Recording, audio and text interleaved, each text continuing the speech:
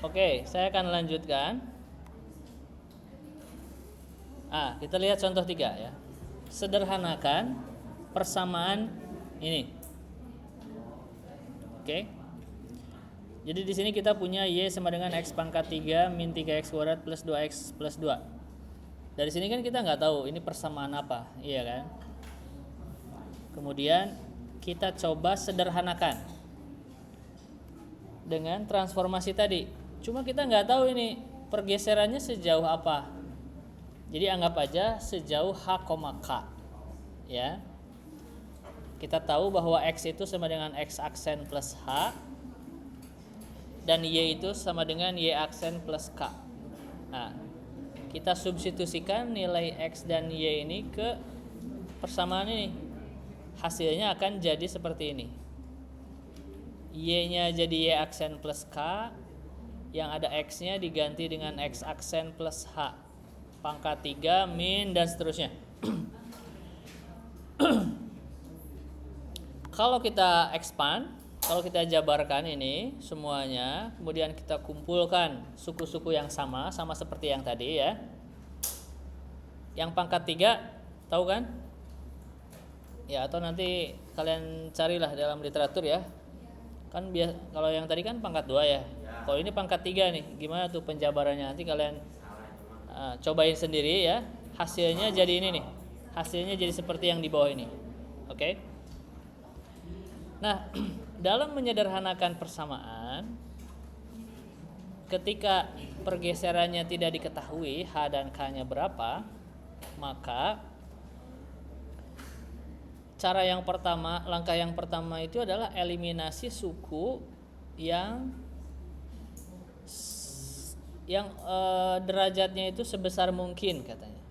Maksudnya apa? Maksudnya coba lihat, kalau x aksen pangkat 3 kan koefisiennya 1 ya. Ini susah dieliminasi. Nah, kita lihat yang x aksen kuadrat nih.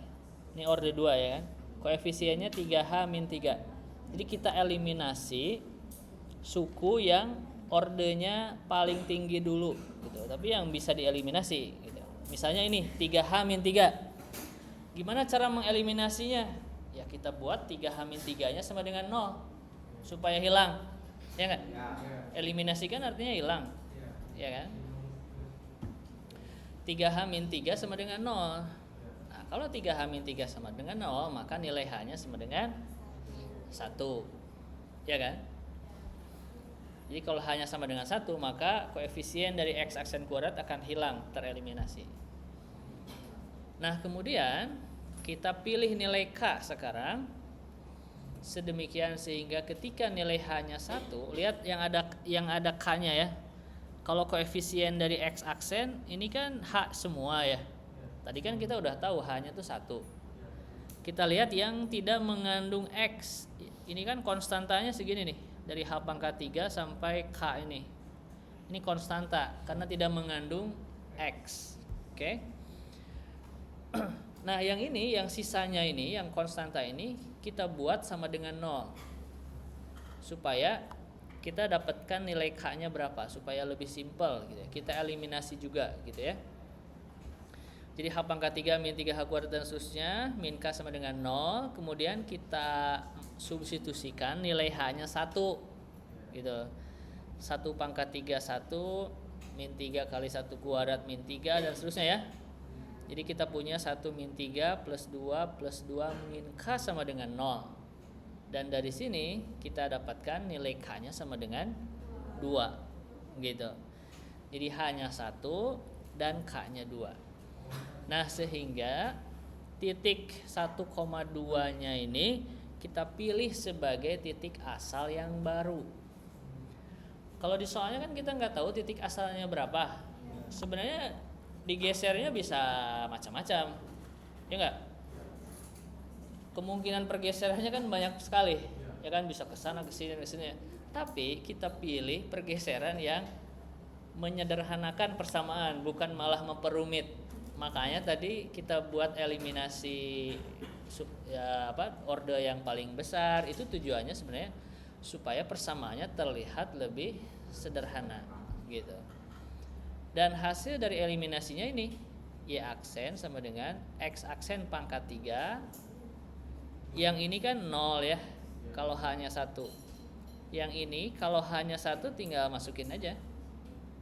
Berarti 3 dikurangi 6 tambah 2 ya. 5 dikurangi 6 kan min 1. Makanya di sini min X aksen. Yang konstantanya kan tadi udah kita buat sama dengan 0. Makanya persamaannya jadi gini. Gitu. Jadi yang asalnya persamaannya gini, ya, terlihat lebih rumit, ternyata kita sederhanakan jadi seperti ini. Untuk di sumbu koordinat yang baru ya, X aksen, Y aksen. Nah, kalau kita gambarkan, ternyata ini adalah persamaan. Ya, memang dari gambarnya sih persamaan polinomial order 3 ya. Jadi ini nggak ada hubungannya dengan irisan kerucut ya. Tapi persamaannya jadi lebih sederhana intinya itu. Nah, jadi yang warna merah itu adalah fungsi aslinya, dan yang warna biru itu adalah fungsi yang baru setelah titik asalnya itu digeser dari 0,0 ke 1,2 gitu. Jadi ini kayak digeser, lihat 0,0 kan ini titik balik antara ini ya, dari turun ke naik ya enggak, atau titik balik ya kalau di kalkulus ya kan. Dan digeser ke 1,2, dia juga titik balik ya, dari turun ke naik gitu. Jadi dia tuh digeser, pergeseran. Oke ya. Jadi intinya ini sebenarnya mirip dengan yang tadi ya. Oke, kita lihat contoh berikutnya.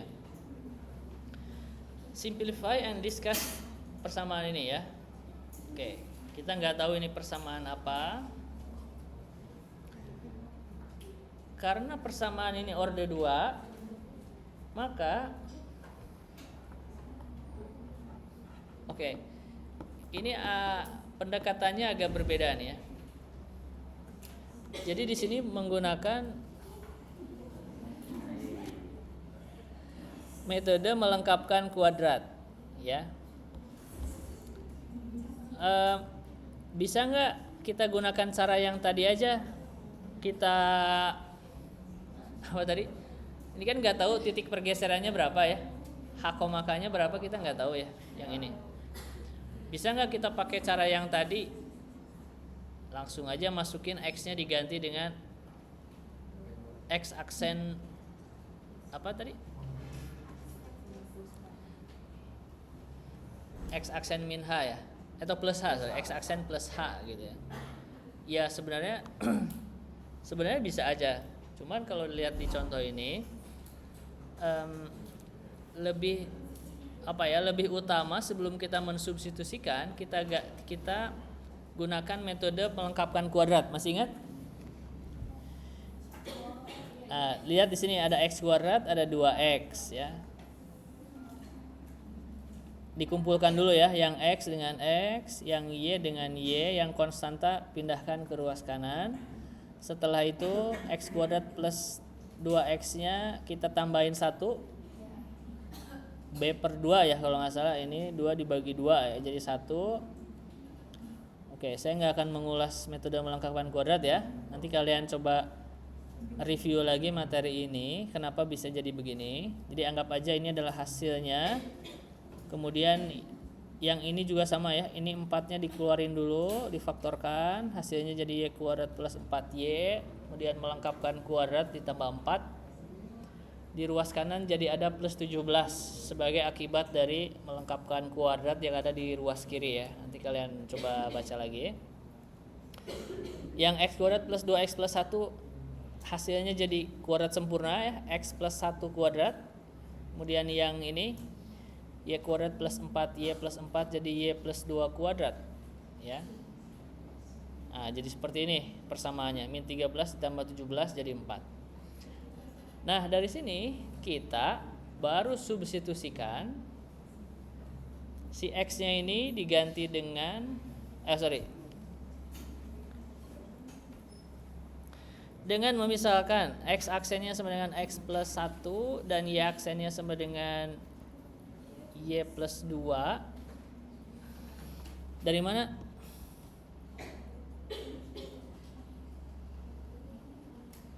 Ya dari sini ya. Ini kan sebenarnya persamaan apa nih?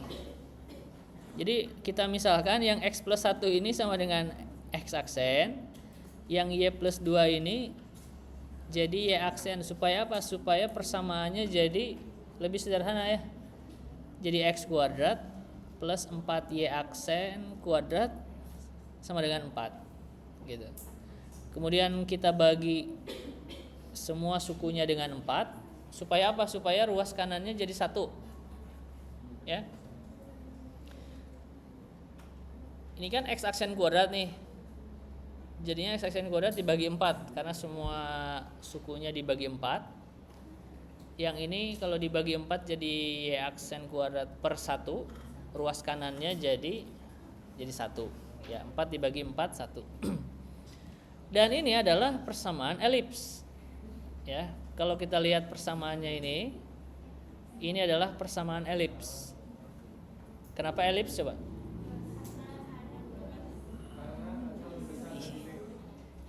Ya, karena tandanya plus di sini ya kan. Terus ini ruas kanannya udah 1 dan penyebutnya beda ya. Berarti A-nya 4, A kuadratnya 4, B kuadratnya 1 ya. Kalau A kuadratnya ada di bawah X berarti elipsnya horizontal ya. Elipsnya horizontal dengan A-nya 2 dan B-nya 1 ya. Kemudian titik pusatnya itu adalah min 1, min 2. Nah, dari mana? Min 1, min 2 dari mana?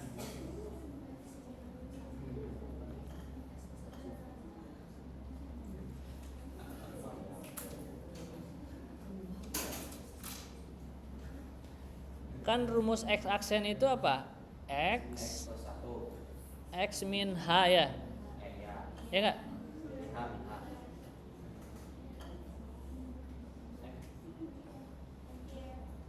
Bener gak? Tadi itu apa sih? X aksen itu X min H ya. Dan Y aksen sama dengan Y min K.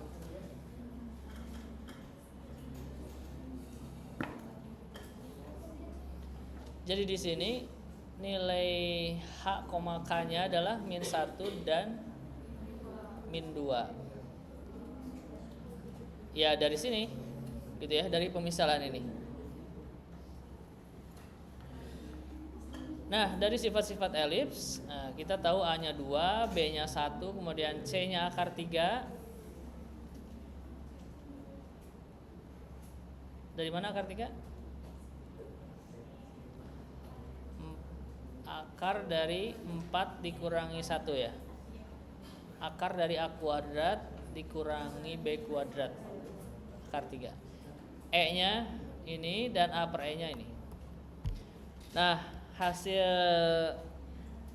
hasilnya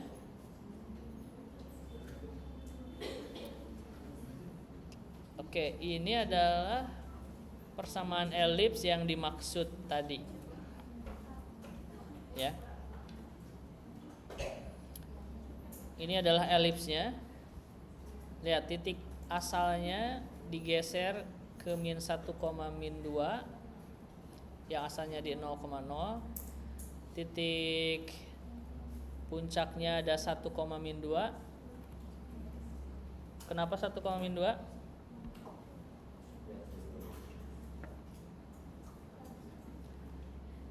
Karena tadi A-nya berapa tadi? A-nya 2 ya. Berarti kita bergeser ke kanan sejauh 2 ya. Dari min 1 bergeser ke kanan sejauh 2 jadinya 1. Ya gak? Ke kiri bergerak sejauh 2 jadinya min 3, min 2. Terus B-nya berapa? 1 ya. Berarti dari titik pusat min 1, min 2 bergerak ke atas sejauh 1 jadinya min 1, min 1 dan bergerak ke bawah sejauh 1 juga. Min 2 dikurangi 1 hasilnya min 3. Persamaan direktriksnya tadi adalah A per E ya. A per E-nya itu adalah 4 per akar 3. Jadi kita bergerak sejauh 4 per akar 3 ke kanan Dari min 1 jadi min 1 plus. Kenapa jadi 4 per akar 3/3? Kan upper E nya 4 per akar 3. Kenapa jadi gini?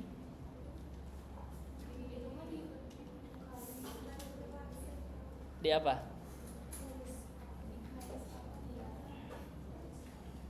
Ya, dikali akar 3 per akar 3 ya. Ya enggak? Kali akar sekawan ya. Menyederhanakan bentuk akar. Jika ada akar, bentuk yang sederhana itu adalah tidak menjadikan akar itu sebagai penyebut, gitu ya. Makanya diubah jadi dikalikan dengan akar sekawan, gitu ya. Jadi 4 per akar 3 ini dikali akar 3 per akar 3. Hasilnya jadi ini. Jadi biar nggak bingung kenapa jadi begini. Ke kiri jadi sejauh min 4 per akar 3 per 3 dari min 1 ya. Oke. Bisa dipahami? Ada yang mau tanya? Udah pusing? Dingin? Gedein aja ini. Maksudnya suhunya. Nanggung ya. Satu lagi. Contoh 5. Nah, setelah ini kan checkpoint. Sederhanakan persamaan ini, x kuadrat plus 4y min 6x plus 17 sama dengan 0. Nah, ini dikenalkan cara yang berbeda. Ini pakai melengkapkan kuadrat dulu ya, karena ini katanya persamaan kuadrat ya. Boleh gak dengan cara yang tadi? Sebenarnya boleh-boleh aja ya, nanti hasilnya akan sama. Tapi kita lihat cara yang ini. Jadi ini yang X kita kumpulkan dengan yang X, yang Y kita pindahkan ke kanan. Oke, yang X ini karena ada temannya, kita pakai melengkapkan kuadrat plus 9 supaya hasilnya jadi X min 3 kuadrat. Terus di ruas kanan ditambah plus 9 juga. Terus nanti difaktorkan ini min 4 kali Y supaya jadi min 4Y. Min 17 tambah 9 berapa? Min 8 ya. Supaya jadi min 8, min 4 kali 2 ya kan. Difaktorkan ini. Setelah itu kita misalkan supaya gampang nih, X aksennya sama dengan ini. Yang ada X min 3 dan Y aksennya adalah ini, Y plus 2. Kalau kita ganti maka kita akan dapat ini X aksen kuadrat sama dengan min 4 Y aksen. Dan dari persamaan ini adalah persamaan parabola, ya enggak? Iya kan? X kuadrat sama dengan min AY ya. Gitu. Ini adalah persamaan parabola yang membuka ke bawah. Gitu. Koordinat originnya apa? 3, min 2. Dari mana? Dari sini ya. Ini kebalikannya nih. Ini kalau ini min 3 berarti ini 3 karena minus ya asalnya ya kan. Kemudian ininya 2 gitu. Dan ini menggambarkan parabola yang membuka ke bawah dengan titik puncaknya di 3, min 2. Di origin dalam parabola itu adalah titik puncak, bukan titik pusat ya. Yang punya titik pusat kan lingkaran punya, elips punya, hiperbola punya ya. Nah, kalau titik asal dari parabola itu menggambarkan titik puncaknya. Makanya di sini titik puncaknya yang di 3, min 2 gitu ya. Dengan A-nya sama dengan 1. 1 dari mana? A-nya 1.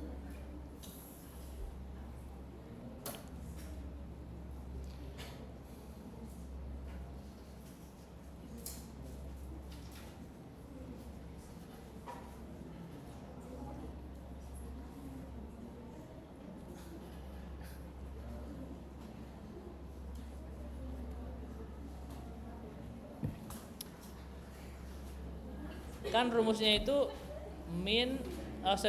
X kuadrat min 4 AY ya. Karena di sini min 4Y, berarti A-nya 1 ya enggak? Benar? A-nya 1 nih. Kan ini min 4Y. Kan asalnya persamaannya itu X kuadrat sama dengan min 4AY ya. Iya kan? Jadi supaya sama kayak gini berarti A-nya 1 ya. Jadi kalau A-nya 1 berarti kita bergerak ke bawah sejauh 1. Itulah titik fokus dari parabolanya. Ya kan? Yaitu 3, min 3. Kemudian titik ujung dari latus rektumnya 5, min 3. Tahu latus rektumnya sejauh apa waktu itu? Kalau parabola?